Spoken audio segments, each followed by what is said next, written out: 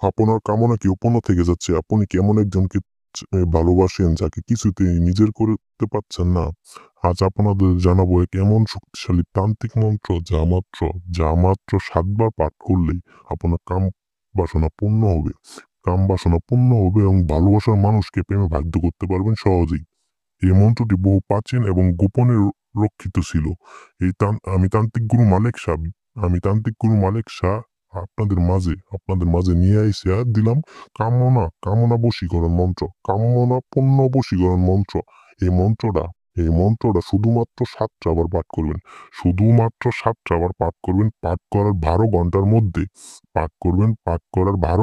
মধ্যে সেই নারী আপনার বশ হবো, আপনার বশ হতে বাধ্য হবো। তবে ভিউয়ার্স অবশ্যই এই মন্ত্র নিয়ম আছে। অবশ্যই এই মন্ত্র নিয়ম আছে। নিয়ম মেনে কাজ করবেন। কেউ আপনাদের বলে দিতে কেউ অনিয়মে, কেউ ভুল ভাব ও পাক পবিত্র না হয়ে এই মন্ত্রটা পাঠ করবেন না।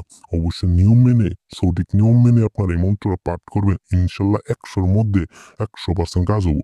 কাজে বিশ্বাস রাখেন, মন্ত্রটা বহু প্রচলনের আশ্চর্য পরিবর্তন এনেছে। আপনিও পারবেন যদি মনে থেকে বিশ্বাস করেন। আপনিও পারবেন যদি মনে থেকে বিশ্বাস করেন। ইনশাল্লাহ ১০০ র মধ্যে ১,০০,০০,০০০ কাজ হইতে বাধ্য। আমি তান্ত্রিক গুরু মালেক শাহ, এক কথার মানুষ, এক জবানের মানুষ। আপনারা ভিডিওটা শেষ পর্যন্ত দেখে একটাবার কাজ করেন। আপনারা ভিডিওটা শেষ পর্যন্ত দেখে শুধুমাত্র একটাবার কাজ করবেন। ইনশাল্লাহ ১০০ মধ্যে ১০০% আপনার কামনা পূর্ণ হবো। আপনার ইচ্ছা পূর্ণ হবো, পূর্ণ হইতে বাধ্য।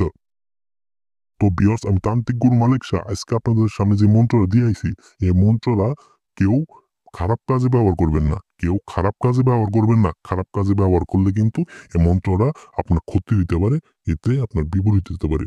তাই আপনাদের অনুরোধ করতেছি, আপনার অবশ্যই ভালো কাজে আপনাদের কাজটা প্রয়োগ করবেন।